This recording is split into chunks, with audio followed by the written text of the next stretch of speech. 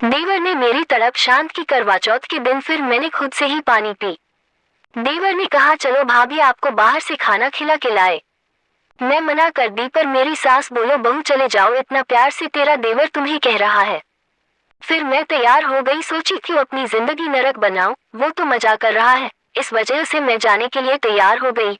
पास में ही एक बड़ा होटल है, डिनर करने गए। वह पे करीब हम दोनों 2 घंटे तक रहे। खाना खाया, देवर ने वोडका ऑफर किया, मैंने भी एक पैग ली। इस तरह से यौन कहिए कि शाम काफी अच्छा गया। बड़े दिनों के बाद आज मैं इतनी खुश थी। जब वह से निकलने लगे तो सामने ही ज्वेलरी शॉप था। मेरे देवर ने मेरे लिए एक डायमंड की रिंग ली। मैं काफी मना की पर वो मुझे पहना दिया।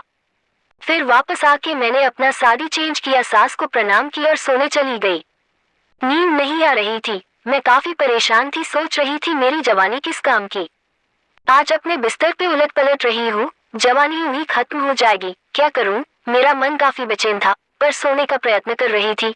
रात के करीब 1 बजे थे, सारे लोग सो गए थे पर मैं लाइट जला के मैगजीन पढ़ रही थी।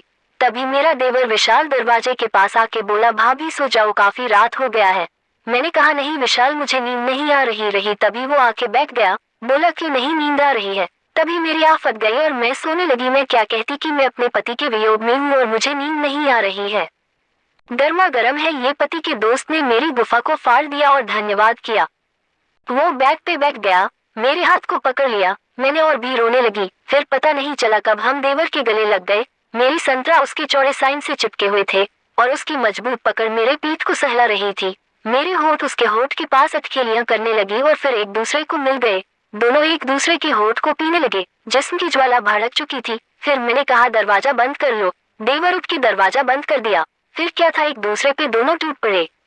उसने मेरे कपड़े उतार दिए और संतरा के अपने हाथ से मसलने लगा। मेरे गोर गोर संतरा पे उसके उंगलियों के निशान पड़ रहे थे। फिर वो नीचे मेरे गुफा पे हाथ रखा और उंगली करने लगा। मैं आ करने लगी। फिर वो अपनी गीली उंगली से मेरे दूसरे गुफा में भी उंगली डाल दिया। अब तो मैं बेचैन होने लगी। मैंने उसका विकेट उसके जांघिया से बाहर निकाल ली और पीने लगी। इतना मोटा विकेट था कि मेरे मुंह में समा नहीं रहा था। मेरा देवर भी आ कर रहा था। फिर वो मेरी दोनों पैर को अलग अलग करके बीच में बैठ गया और अपनी जीभ से मेरी गुफा को चाटने लगा। बोला भाभी आपका गुफा तो नमकीन लग रहा है। मैं झड़ चुकी थी, उसका पानी था। फिर से मैं तैयार हो गई और उसके सर को पकड़ के अपने गुफा में सटा रही थी। गर्मा गर्म है ये। बरसात की रात जोरदार धक्के के साथ भाई ने माजा लिया। फिर वो मेरी गुफा को चिर के देखा, बोला भाभी आपका गुफा तो एकदम लाल है। भैया भी पागल है, इतनी खूबसूरत बीवी को छोड़कर इधर उधर मुंह मार रहा है और अपना विकेट का सुपाड़ा मेरे गुफा पे रख के अंदर डाल दिया। मैं बेचैन हो गई, इतना मोटा विकेट था। मेरे गुफा को चीरते हुए अंदर दाखिल उठा के विकेट को अंदर बाहर लेने लगी। वो भी मुझे धक्के पे धक्के दिए जा रहा था। आखिरकार 40 मिनट की माजा के बाद हम दोनों झड़ गए, शिथिल होके एक दूसरे के बाहों में बाह डाल के सो गए। सुबह 4 बजे नींद खुली। मैंने देवर को किश करना शुरू कर दिया।